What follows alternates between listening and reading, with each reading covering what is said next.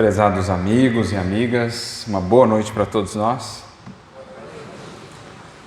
Que Jesus, nosso mestre e amigo de todos os momentos, envolva-nos a todos em sua doce e sublime paz.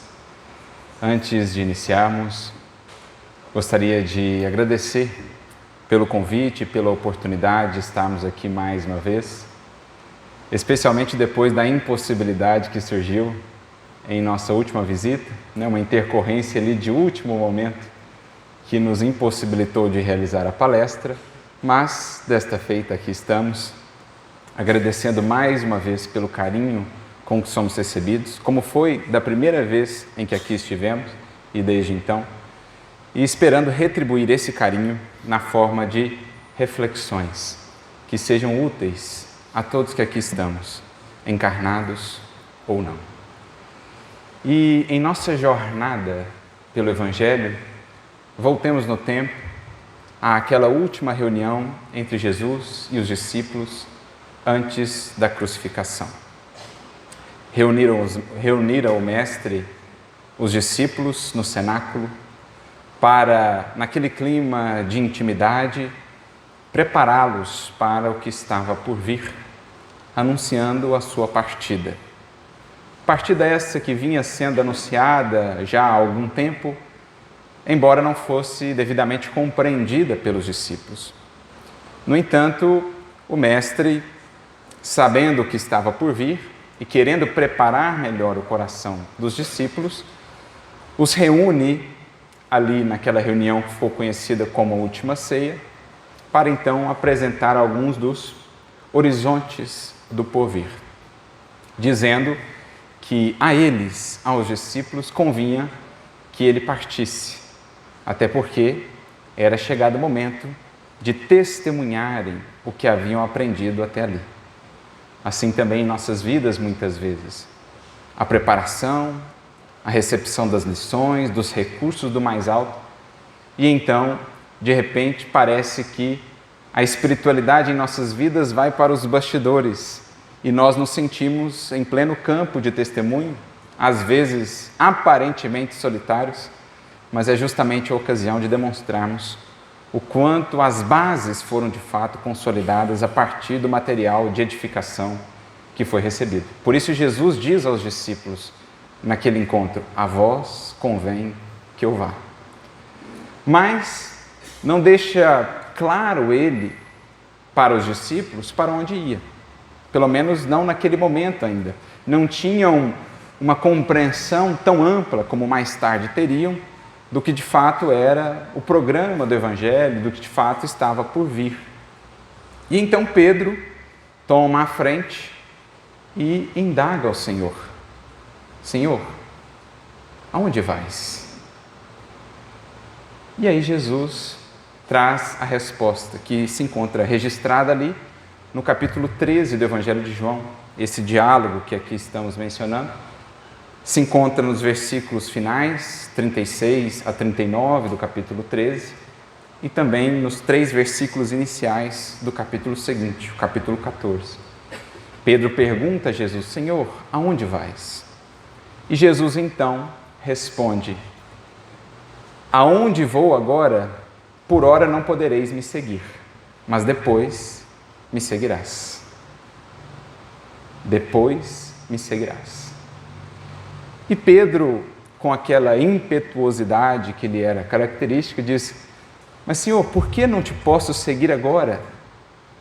Por ti darei a minha vida. Em outras palavras, estou pronto, Senhor, para seguir para onde for, para o que vier. Por ti darei a minha vida. E é então que surge aquela conhecida fala do Mestre para Pedro: darás a tua vida por mim? Em verdade te digo que não cantará o galo sem que tenhas me negado por 3 vezes. Então essa é uma fala, é um momento muito emblemático do Evangelho, a expressar ainda muito da nossa própria natureza no que diz respeito à relação com Jesus. Creio que muitos de nós já fomos tocados pelo Mestre. Vemos em Pedro algo de nós, desse nosso encantamento por Jesus, desse nosso anseio de seguir com Jesus. Surgem em nós, às vezes, palavras similares às de Pedro. Uma disposição aparentemente inabalável, uma boa vontade aparentemente inquebrantável por seguirmos ao Mestre, que logo à frente será colocada em prova. E muitas das vezes, como Pedro, nos veremos naquela condição dos que ainda o negamos, embora o imenso amor por Ele, a gratidão, o fascínio que já exista pelo Mestre em nossos corações. Mas o diálogo prossegue. No capítulo seguinte, logo ao versículo 1, Jesus diz: credes em Deus, crede também em mim. Não se turbe o vosso coração. Na casa de meu Pai há muitas moradas. Se assim não fosse, eu vos teria dito. E então traz a consideração que é o nosso tema dessa noite. Vou preparar-vos um lugar. Vou preparar-vos lugar. Arrematando esse trechinho, esse recorte que nós fazemos do Evangelho de João, com a seguinte consideração: eu vou, eu irei, e quando preparar-vos lugar, voltarei outra vez, virei outra vez, e vos tomarei, para que onde eu estiver, estejais vós também. Para que onde eu estiver, estejais vós também. Esse diálogo, portanto, será o nosso ponto de partida para as reflexões dessa noite. E para ilustrá-lo, digamos assim, emoldurá-lo numa compreensão ainda mais bela, já ajudando-nos a compreender tudo o que ali está sendo dito, recordamos-nos de um registro histórico que foi compartilhado conosco pelo grande cronista do Evangelho, que é Irmão X, Humberto de Campos. No livro Antologia Mediúnica do Natal, há uma mensagem, um capítulo intitulado O Natal do Apóstolo. Porque, passados muitos anos, mais de 30 anos, desse diálogo entre Pedro e Jesus, vamos encontrar esse discípulo, agora já alçado à figura de grande e inesquecível apóstolo da comunidade cristã, encontrava-se preso na cidade de Roma. Já havia ultrapassado seus 80 janeiros e diz-nos ali, irmão X, Humberto de Campos, que ele havia sido retirado da prisão para o derradeiro testemunho. Aquele ancião, portanto, sai conduzido pelos guardas até o local onde seria crucificado, e como sabemos, como registrou a tradição cristã, crucificado de cabeça para baixo, por não se considerar digno de ter a mesma morte que Jesus. Crucificado como quem olhasse para o céu, a relembrar a grandeza do Mestre, que havia nos ensinado o caminho até lá. Como quem ansiasse pelo céu. Assim pede Simão Pedro, e lhe é concedido, pelo menos esse último pedido, que fosse crucificado. Assim ele alcança o tesouro ou a medalha do martírio por amor a Jesus. E à medida que ele ia caminhando, então, até o local da crucificação, uma verdadeira multidão o acompanhava. Nessa época, a comunidade em Roma, dos cristãos, já era mais ampla. E não somente os cristãos acompanhavam aquela cena, outras pessoas, circunstantes, indivíduos que não eram propriamente adeptos do cristianismo, mas que haviam ouvido falar naquela figura, que se consolidara em Roma e no mundo conhecido como um dos pilares, um dos grandes baluartes da mensagem do Galileu, do Nazareno.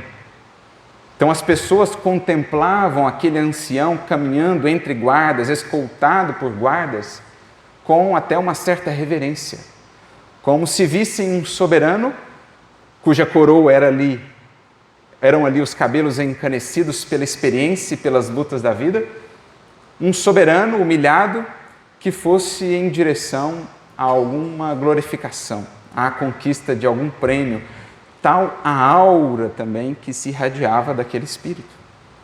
Àquela altura também já muito conhecido pelas tantas curas que havia efetuado, pelos tantos prodígios que lhe eram atribuídos. E mesmo os soldados que o acompanhavam, muitos deles o viam e o tratavam com reverência e com respeito. Muitos ali haviam tido parentes curados por aquele homem. Muitos até haviam se convertido ao cristianismo, embora não pudessem assumir tal as suas posições. No entanto, o acompanhavam com uma reverência.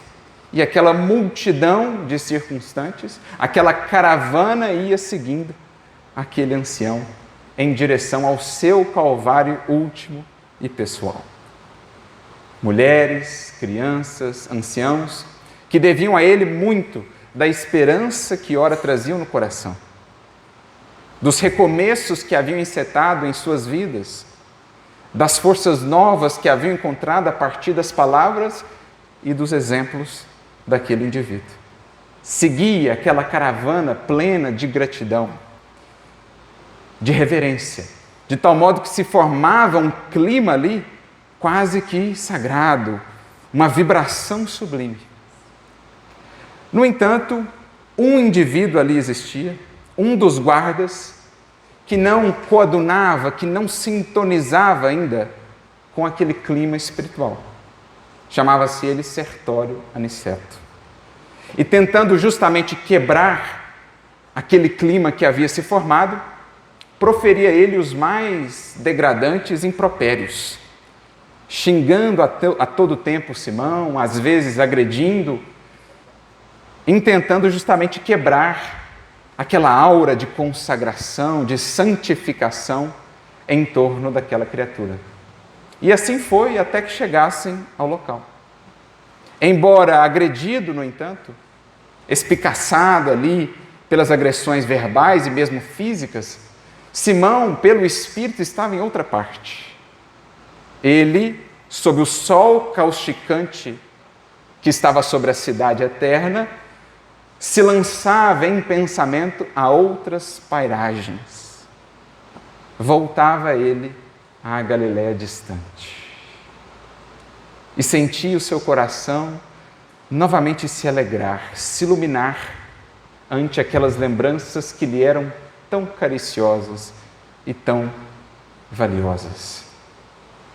Lembrava-se ele do lago de Genezaré, do mar de Tiberíades, das paisagens que lhe eram caras no entorno do mar, das jornadas com Jesus, a multidão a segui-los, os sermões, as lições inesquecíveis recebidas do Mestre. Tudo aquilo infundia em seu coração uma profunda força. Embora a debilidade orgânica, o corpo físico já alquebrado, por mais de 30 anos de luta incansável em prol da causa da Boa Nova, o espírito ainda estava forte, valoroso.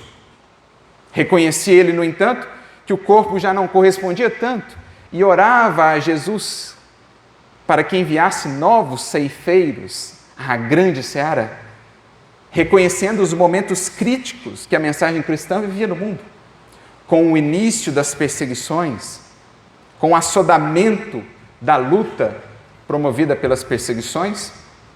Reconhecia ele essa necessidade e, atendendo ao que Jesus mesmo havia dito no Evangelho, rogai ao Pai que envie mais ceifeiros, porque grande é a seara e poucos os ceifeiros.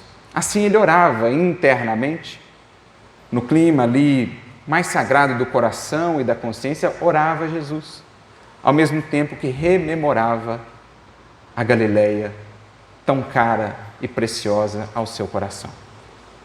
E de tal modo era esse transporte espiritual de Pedro, que ele chegava a sentir até mesmo os perfumes daquela região. De Betsaida, de Dalmanuta, de Magdala, da sua querida Cafarnaum.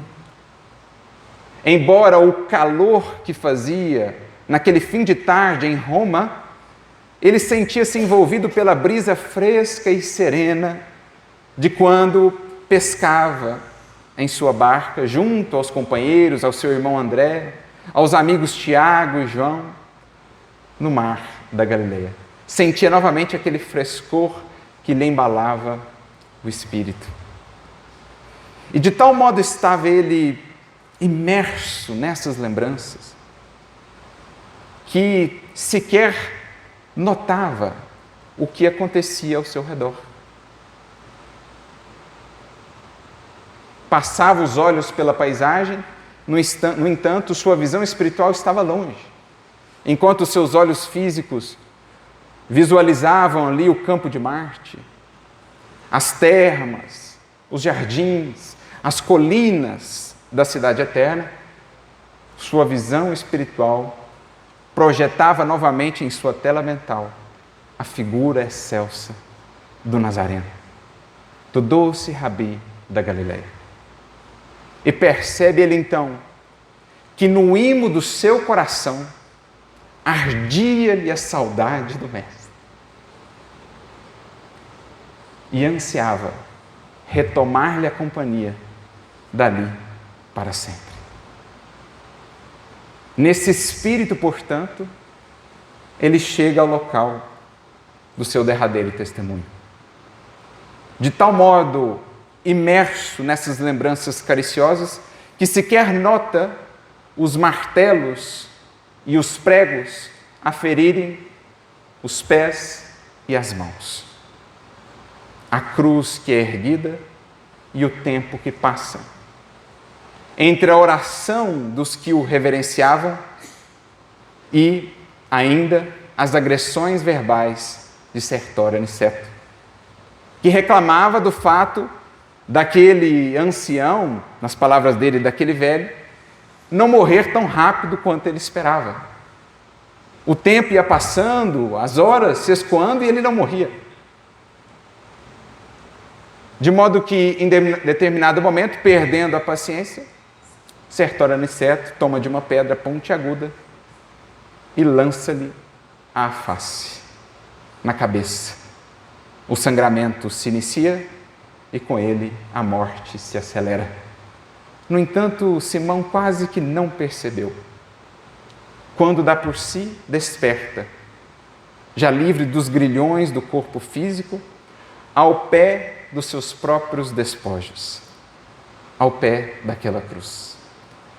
E ali volta-se para o céu, como que a buscar aquela figura que o seu coração ansiava em saudade. Olha ele para os astros e nota que eles estavam com uma luminosidade diferente, como se alguém especialmente os houvesse acendido naquele momento. E ao contemplar justamente aqueles astros, nota como que vindo do fulgor das estrelas um homem que se materializa diante dos seus olhos e a poucos metros de si. Tomado por plena e profunda emoção, percebe que estava diante do Mestre amado. Tem forças apenas para dizer: Mestre. Ajoelha-se, intentando beijar-lhe os pés e o solo em que ele pisava. É então recolhido por Jesus em seus braços, qual se fosse uma pequenina criança, e pelo Mestre parte em jornada em direção às outras moradas das quais um dia Jesus havia falado. O Senhor o leva então a planos sublimes da criação. Diz-nos Humberto que por muitas semanas Pedro pôde ali se restaurar, se refazer naquelas esferas que o Senhor lhe havia reservado de certo modo atendendo à promessa: vou preparar-vos lugar. Vou preparar-vos lugar, voltarei e virei levá-los a tais lugares. Então ali ele pôde passar algumas semanas e em companhia do Mestre, diz o texto, pôde vislumbrar, conhecer pairagens de inexprimível beleza, recolher lições sublimes, contemplar espetáculos soberbos da glória celeste, da glória divina, da criação, abraçar mais uma vez amizades, amigos inesquecíveis. E quando ele mais se sentia então integrado a essas novas moradas, sublimes moradas, o Senhor lhe anuncia mais uma vez a separação. Que ele, Pedro, ficasse ali, quanto lhe aprouvesse, refazendo-se, recompondo-se, elevando-se às mais sublimes esferas, mas que ele, o Mestre, precisava se ausentar. E aí se repete mais uma vez a cena. Simão novamente pergunta: Senhor, aonde vais? Como um dia ele havia perguntado, quando ainda encarnado, Jesus também: Senhor, aonde vais, que eu não posso agora ir? Desta feita ele pergunta mais uma vez: Senhor, aonde vais? Jesus então lhe aponta um recanto obscuro na vastidão, onde se visualizava este reduto planetário, a casa planetária dos homens, nosso planeta Terra. E apontando para aquele recanto diz: Pedro, enquanto houver ali uma lágrima, um soluço, eu não poderei descansar. Fica aqui o quanto lhe aprouver, mas a mim me cabe voltar, trabalhar arduamente até transformar essa morada numa sublime expressão das moradas luminosas que nos esperam a todos. Pedro, então, desta vez, não recebendo a negativa da impossibilidade de acompanhá-lo, Jesus não falou: desta vez você não pode me acompanhar. Jesus simplesmente disse: eu vou para lá. Pedro então diz: pois eu também, sim. Desta vez irei contigo. E assim eles descem de volta à terra, ao campo da ação, para que pudessem, por meio do trabalho redentor, junto às outras criaturas, junto ao orbe ainda em sombras, para que ali pudessem expressar o amor que os entrelaçava na eternidade. Conta-nos ainda Humberto de Campos que eles chegam à cidade de Roma. Há um grande cemitério ali, provavelmente uma das catacumbas, onde os cristãos oravam, rogando auxílio a Jesus perante os testemunhos que estavam por vir, as perseguições. E Jesus ali prestava o seu auxílio, quando em um determinado momento ele se aproxima de Pedro e diz: Pedro, alguém te busca. Pedro então concentra-se e nota de fato uma voz que clamava por ele. Vai em auxílio dessa voz e nota que se tratava do mesmo Sertório Aniceto, aquele que outrora havia lhe lançado a pedra no derradeiro instante, que agora, com um filho enfermo, mas arrependido dos atos de outrora e de certo modo já predisposto à conversão à mensagem daquele Simão Pedro, orava aquele mesmo que havia matado, pedindo-lhe auxílio. E ali Pedro, denotando essa grandeza do amor cristão, sempre associado ao perdão, o auxilia, estabelecendo esse vínculo. Naquela noite em que se rememorava no mundo justamente o nascimento de Jesus. Por isso o título da mensagem, o Natal do Apóstolo. Enquanto os encarnados oravam ao Cristo, lembrando da sua vinda, rogando-lhe forças e inspiração para os testemunhos, ali estava no mundo espiritual Simão Pedro, depois de algum tempo de desencarnado, em serviço. E em serviço justamente àquele que havia sido o seu algoz. Como em outros tempos Estevão retornara em auxílio ao primeiro perseguidor do cristianismo, que dali por diante se faria o seu grande amigo e colaborador na tarefa da divulgação cristã, Saulo de Tarso, futuro apóstolo da causa do Evangelho. Então essa passagem em si, além de muito tocante para todos nós, a consideramos muito emblemática no que diz respeito ao entendimento do próprio trecho que nós destacamos lá do Evangelho. Lá nós temos Jesus em partida, retornando ao mundo espiritual, preparando os discípulos para tanto, e temos esse diálogo entre Jesus e Pedro acerca de para onde Jesus iria, quais essas moradas que estava reservado ao tempo viéssemos a descobrir, ou aquilo que ele havia prometido: vou preparar-vos lugar. E acompanhar aqui a jornada do próprio Pedro entre esse diálogo e depois, passando pelos 30 anos de serviço, de amadurecimento, de preparação, aquela experiência que ele tem com Jesus no mundo espiritual, descobrindo outras moradas, isso nos traz muitos elementos de reflexão acerca do que Jesus queria dizer a eles naquele momento, e naturalmente a todos nós, os discípulos do porvir. Porque figuremos melhor o contexto.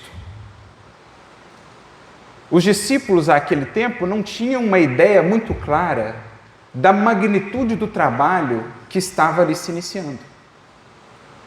Sua expectativa quanto à implantação do reino era meio que imediatista. Até o último momento, muitos deles guardavam essa ideia de que, a partir de algum gesto de Jesus, de alguma mobilização que ele iniciaria, de natureza política, ou mesmo recorrendo a algumas outras forças divinas ou forças estranhas, enfim, que ele haveria de um salto, implementar aquele reino do qual se faria arauto, já que ele era o enviado divino. Então, eles, os apóstolos, os discípulos primeiros, assim como os demais, tinham uma visão ainda equivocada e muito estreita do que seria o trabalho de séculos para a implantação do reino na terra. Então, por muito tempo ainda, na terra, os discípulos fiéis de Jesus não encontrariam um ambiente condizente com os ideais que abraçavam. É, de certo modo, o que Jesus quer dizer. Olha, transformar a terra em mais um domínio desse reino é uma das propostas do Evangelho. Mas essa é uma proposta a longo prazo. Temos séculos pela frente de trabalho, meus amigos, minhas amigas. Mas isso não nos impede de, desde o momento em que a mensagem do Evangelho encontrou ressonância em nós, isso não nos impede de encontrarmos, não em termos de uma ambiência física ou exterior, mas principalmente dentro de nós já, novas moradas. Por isso, a mensagem, que é essencial entendamos: vou preparar-vos um lugar. Esse lugar é a terra que um dia estará assim redimida? Sim, também. Um dia, como vemos lá na bonita imagem do livro de Apocalipse que encerra o Novo Testamento, a Jerusalém do alto descerá à terra. O reino de Deus um dia será na terra. Não é o que todos os cristãos oram no Pai Nosso? Assim na terra como no céu. Venha a nós o teu reino. Essa é uma meta. Mas quanto a fazer até lá? Agora, isso não nos impede de, desde já, encontrarmos, em termos conscienciais, espirituais, íntimos, novos lugares novos ambientes interiores de comunhão com Jesus, de contato estreito, próximo com o Mestre, a nos sustentar pela jornada no mundo. Porque esse é o grande segredo de todo discípulo fiel. Ele já despertou para o fato de que daqui não temos aqui morada permanente. Ele já despertou para o fato de que aqui no mundo muitas das vezes não nos encaixaremos, não veremos correspondência aos nossos ideais. Pelo contrário, muitas das vezes encontraremos incompreensão ou resistência, mas ele já entendeu que portas adentro do coração, ele pode construir, preparar juntamente com Jesus um templo de comunhão onde a presença do Mestre seja viva, onde Ele esteja sempre presente a sustentar-nos na jornada. Porque talvez essa tenha sido uma das lições mais valiosas que Simão Pedro aprendeu ao longo de tantos anos de testemunho. Assim como mais tarde o próprio apóstolo Paulo, os demais seguidores de Jesus. Ele, Pedro, se considerava assim tão forte, tão fiel, enquanto Jesus esteve ao seu lado. Enquanto Cristo fisicamente esteve ao seu lado, Pedro parecia inquebrantável na fé. No entanto, removida a presença física do Senhor, Pedro notava o quanto ainda lhe faltavam bases próprias, o quanto ainda ele contava com a presença física de Jesus por fora, mas não com a presença íntima e viva do Cristo por dentro. A ausência de Jesus, portanto, foi um recurso essencial para Pedro, para os demais seguidores, porque os ensinou a trazer o Mestre para dentro, na convivência interior, a construir com ele esse lugar de comunhão interna, que até então não haviam preparado. E assim ele foi fazendo, ao longo de todos aqueles anos, no auxílio aos sofredores, aos enfermos, aos necessitados que chegavam à casa do caminho. Depois, nos outros locais onde ele esteve, culminando a sua tarefa em Roma, Pedro foi estabelecendo no imo da alma um lugar, um templo sagrado de comunhão com a presença do Mestre. Porque é justamente essa presença em nós, essa morada renovada por dentro, o céu que possamos construir dentro de nós, que nos abre as possibilidades de nos lançarmos depois desta existência aos céus de beleza e grandeza que nos esperam nas esferas espirituais. Isso me faz recordar uma frase muito bonita do espírito Druso, o benfeitor Druso, no livro Ação e Reação, lá no capítulo de número 18, quando ele diz assim, e olhemos a profundidade filosófica, e a orientação sublime que nos está sendo trazida nessa frase de Druso. Ele diz assim: quanto maior o céu interior numa alma, através da sublimação da própria vida, mais ampla a incursão dessa alma nos céus exteriores, até que se dê a plena comunhão dela com o nosso Pai que está nos céus. Então, olha o paralelo que ele traça. Quanto maior o céu interior numa alma, a partir da sublimação da própria vida, ou seja, quanto mais eu consigo construir em mim esse espaço íntimo de convivência, de comunhão com o Divino Mestre, a partir da conduta que eu vou adotando, a partir da vivência que eu vou tendo, mais isso me abre campo para depois nos lançarmos aos céus exteriores, sublimes, divinos, indescritíveis, que a todos nos esperam no infinito da criação. É o que Pedro pôde perceber ao desencarnar, quando é tomado pelo Mestre e levado àquelas instâncias luminosas. Ali talvez ele tenha entendido melhor o que Jesus quis dizer: há muitas moradas na casa do meu Pai. Vou preparar-vos lugar. Isto é, ao longo de todos aqueles anos de luta, de trabalho interno, de renovação, ia Pedro, juntamente com Jesus, construindo o seu céu interior, na presença do Mestre, para que depois estivesse habilitado a mais ampla incursão nos céus exteriores, nas esferas sublimadas que a todos nos esperam. Porque assim se dá a evolução. É preciso nos gabaritemos para acessar outros e mais elevados planos. É preciso tenhamos o devido passaporte para adentrar esses países de luz. E esse passaporte o adquirimos com o Evangelho, com a vivência com Jesus. Algo que nos faça recordar um outro grande cristão que, sendo levado também para Roma para ser martirizado, Inácio de Antioquia, ao se aproximar da cidade e contemplar a sua beleza, que era de fato sublime, ele então sorri. E um dos guardas, sem entender o que se passava: mas como assim? Não sabes que vai ser martirizado em breve? Por que sorris?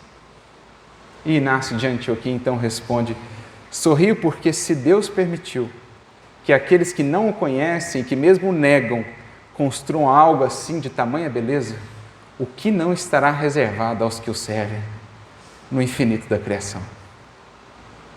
O que não estará reservado aos que já trazem em si o céu interior da comunhão com Cristo? Que pairagens de grandeza e beleza não nos esperam? Como descreveria Paulo: olho nenhum viu, ouvido nenhum ouviu, mente nenhuma imaginou o que Deus preparou àqueles que o amam.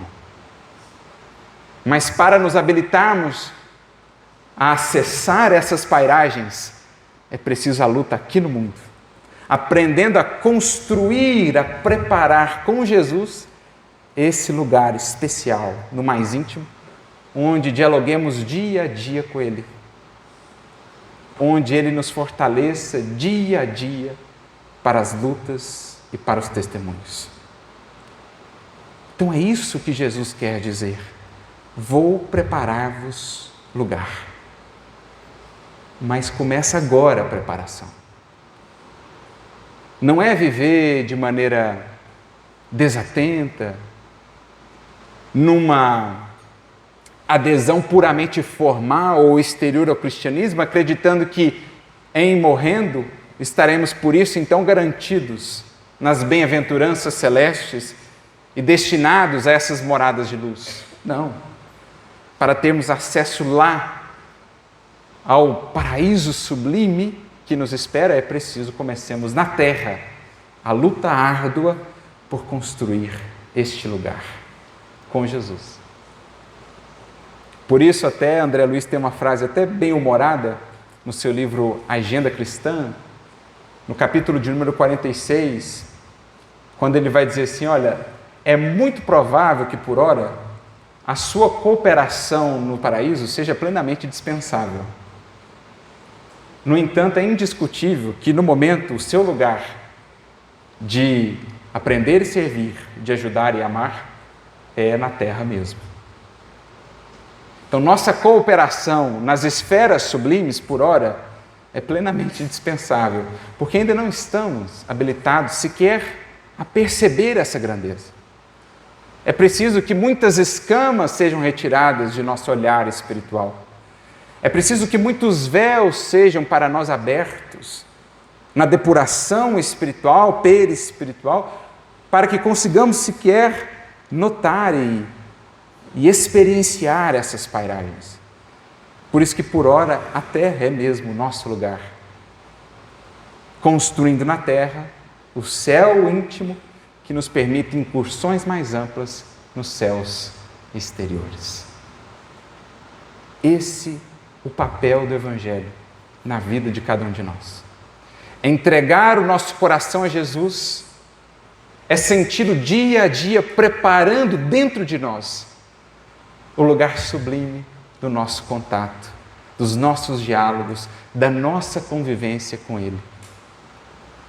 Emmanuel, numa bonita mensagem no livro Pão Nosso, capítulo 34, vai nos relembrar um versículo do Evangelho em que Jesus convida os discípulos, dizendo: vinde vós aqui à parte, a um lugar deserto, e repousai um pouco.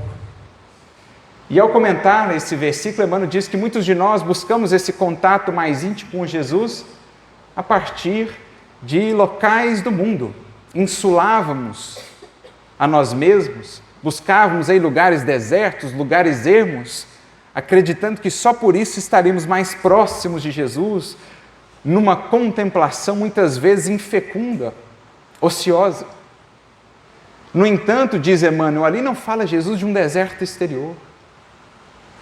Ali Jesus fala de um lugar à parte, o quarto mais íntimo, dentro de nós. Diz ele, no templo secreto da alma, o Cristo espera por nós, a fim de revigorar-nos as forças exaustas. Só que este templo onde o encontraremos aqui dentro é, por ora, ainda um santuário abandonado. A mais alta de todas as capelas, diria Alta de Souza, mas por ora caindo aos pedaços. Como a igrejinha de São Damião, que Francisco de Assis começa inicialmente a reconstruir com pedras do mundo, mas que depois ele nota se tratar de um templo interno, na sagrada comunhão entre o discípulo e o Mestre e Senhor. Então é preciso aprendamos com Jesus, à luz do Evangelho, com a bússola que Ele nos dá, a encontrar em nós esse templo secreto, onde Ele nos espera, dia a dia, seja qual for a luta, para revigorar-nos as forças exaustas. Porque Jesus sabe, é isso que Ele está dizendo, que até que a terra se alce, de fato, a um domínio desse reinado divino, os seus fiéis servidores deste mundo não encontrarão, em geral, um ambiente assim favorável, propício aos seus ideais.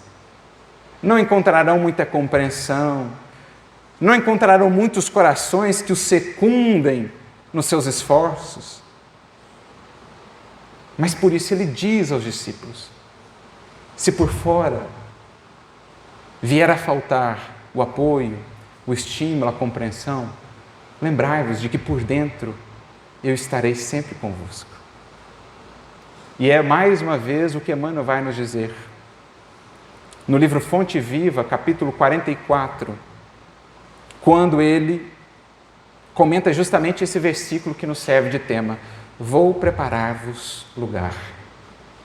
Ele diz assim, sabia Jesus que até a implementação do reino divino na terra, quantos o acompanhassem, estariam na condição de desajustados, servindo ao mundo, às criaturas, ao progresso comum, mas sem um lugar em que pudesse sentir-se de fato assim compreendidos e acolhidos nos ideais que abraçaram. Ou seja, sem encaixarem no mundo, sem se encaixarem no mundo. É o que Jesus diz na última oração que faz, encerrando a reunião no cenáculo. Pai, os meus seguidores já não são mais do mundo, passam pelo mundo, mas já se reconhecem como quem está em terra estranha, como quem se vê como um peregrino. Então sabia Jesus disso, que no mundo seus continuadores fiéis muitas vezes se sentiriam desajustados, deslocados. Porque quando se propõem a construir e a aplicar a humildade, seriam muitas vezes taxados de covardes. Quando se dedicam à bondade, seriam muitas vezes vistos como tolos. Quando exercem dignamente a obediência, seriam taxados de serviço. Ou quando administram com disciplina, com critério, seriam acusados de orgulhosos. E assim, muitas das vezes, os anseios mais sinceros de um coração em caminhada com Jesus não serão vistos como tais. serão incompreendidos, às vezes até por aqueles que estão mais próximos de nós, mas que ainda não se alçaram a essas outras moradas, outros horizontes conscienciais. Por permanecerem ainda num horizonte mais rasteiro, mais voltados para as coisas do mundo, terão imensa dificuldade em compreender o esforço da humildade, da abnegação, da renúncia, do perdão, da indulgência. Então, embora já habitando internamente nessa faixa, o cristão sentirá que a ambiência ao seu redor, a moradia terrestre ainda não se alçou a essa faixa e por isso ele se sente deslocado. Mas isso lá fora, porque aqui dentro cabe a ele preparar, construir, manter esse local de convivência mais estreita com Jesus, que é, como dizíamos, como essas vidas nos ensinam, o grande segredo para conseguirmos triunfar ante as lutas que a vida nos propõe. Nos dias mais ásperos, nos momentos mais árduos, quando o horizonte é mais sombrio, quando muitas das vezes sentimos-nos sós ante o testemunho, embora cercados de muitas pessoas, é aí que ecoa mais eloquente e bela dentro de nós a voz do bom pastor. Porque, em geral, como nos diz Emmanuel, o testemunho é sempre solitário. Embora cercados de outros corações, às vezes até amigos, corações já mais compreensivos, mas ninguém consegue acessar o mais íntimo de nós para, de fato, conhecer o que passamos. E nós também não conseguimos traduzir às pessoas ao nosso redor o que de fato vai em nosso coração, em nosso sentimento. As lutas mais profundas são conhecidas por nós e por Deus, por nós e pelo Cristo. Os amigos conseguem ver sinais e representam sim um bálsamo em nossas vidas. Outros sequer verão os sinais, estarão diante de nós indiferentes ante essas lutas, por mais que às vezes sejam corações que convivem conosco. Agora, há um ser que conhece integralmente a sua luta, a sua dor, a sua dificuldade, os teus anseios, os teus sonhos. E esse alguém é esse amigo que convive contigo por dentro. É esse amigo que vai passando a viver em ti. Esse amigo é Jesus. À medida que vamos preparando a Ele, ou para Ele, um lugar dentro de nós. É Ele que nesses momentos mais árduos, quando a noite é mais intensa, o horizonte mais sombrio, é Ele que lá no âmago de nossa alma nos dirá: tem de bom ânimo, eu venci o mundo. É Ele que nos dirá ou nos relembrará: credes em Deus? Crede também em mim. Na casa de meu Pai há muitas moradas. Por que se deter nas moradas de pessimismo, de medo, de revolta? Se podes comigo subir às moradas da esperança, às moradas da alegria, às moradas da fé, às moradas do amor. É Ele que nos dirá, na voz ouvida só por nós mesmos, no mais íntimo, no nosso quarto, aquele mesmo sobre o qual Jesus falou: quando fordes orar, vá ao teu quarto mais interno. É Ele que ali nesse quarto nos dirá: vinde a mim, meu filho, que está cansado e fatigado, que eu vos aliviarei. Tomai sobre vós o meu jugo e aprendei de mim, que sou brando e humilde de coração, e encontrareis descanso para as vossas almas.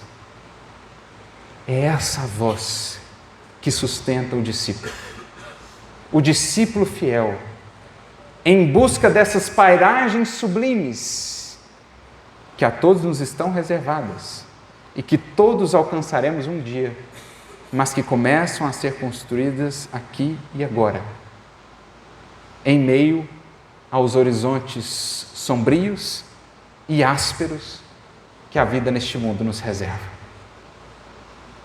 Este é o céu que o cristianismo de fato nos apresenta e que o Espiritismo viria nos explicar ainda melhor,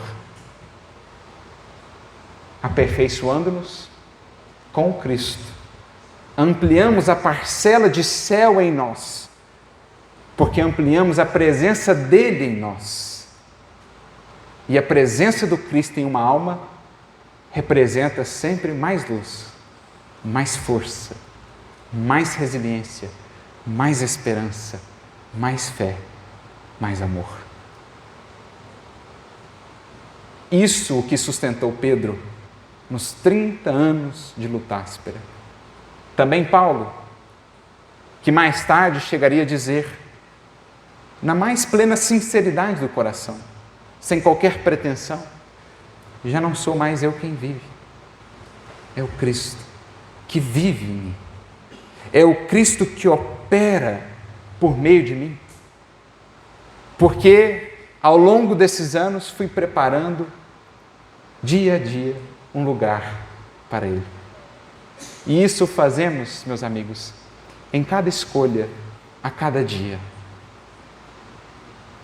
Na escolha por nos servirmos da palavra que ilumina ao invés da palavra que ensombra, na escolha por voltarmos a nossa mente ao mais alto ao invés de deixarmos que ela se prenda ao que é mais rasteiro, na escolha pela boa leitura ao invés da leitura que nada edifica, na escolha pela conversação nobre ao invés daquela que nos desvia, na escolha pela gentileza ao invés da amargura, na escolha pelo bem diante do mal ao invés do revide na mesma moeda, em cada pequena escolha desta que fazemos dia a dia, estamos com Jesus preparando um lugar.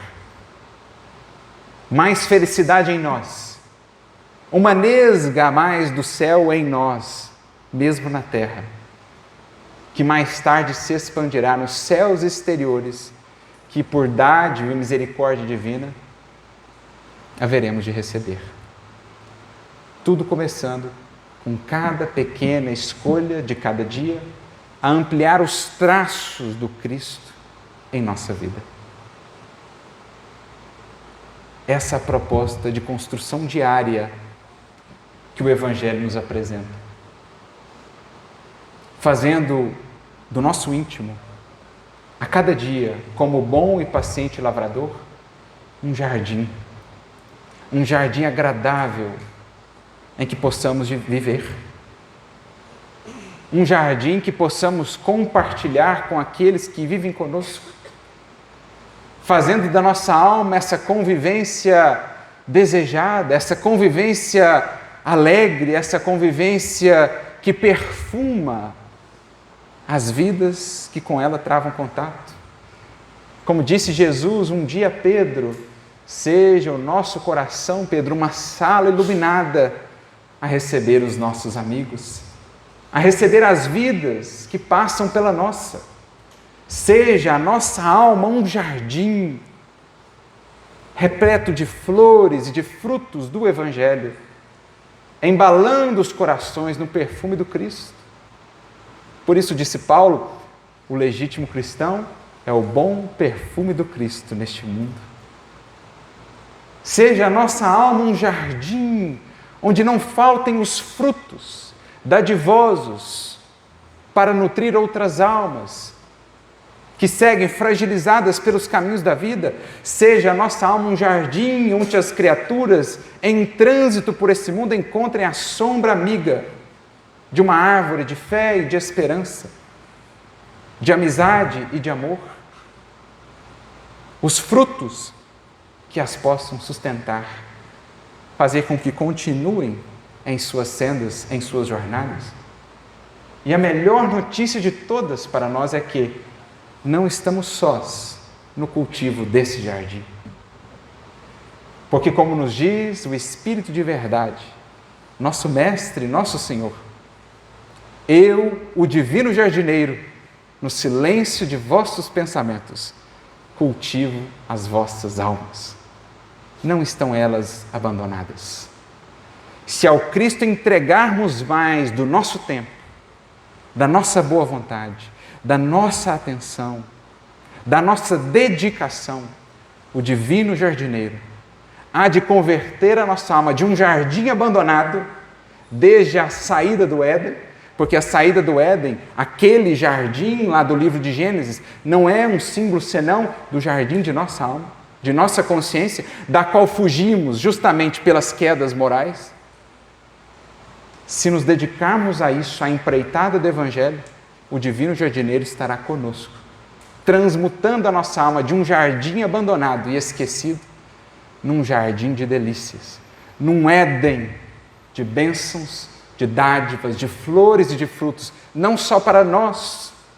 Afinal de contas, se teremos de conviver com alguém a eternidade afora, esse alguém, acima de tudo, somos nós mesmos, então um jardim que trará primeiramente esses benefícios para nós próprios, mas também para as vidas ao nosso redor. Eis o pedido de Jesus, ali expresso para Pedro, para os demais, e também para todos os futuros discípulos, os que hoje aqui nos encontramos, em busca dos seus passos, em busca do seu coração e da sua presença. Por isso recordemos a jornada de Pedro. Desde a primeira pergunta, Senhor, aonde vais? Que lhe foi respondida nestes termos, por ora, para onde vou, não podereis seguir-me, mas depois me seguirás. Por ora, meus amigos, ainda não podemos seguir Jesus aos altiplanos onde Ele habita, mas Jesus também diz a nós todos, como disse a Pedro, depois me seguirás. Porque, como promessa, nos legou a mensagem, vou preparar-vos um lugar. Mas essa é uma preparação que não depende só dele.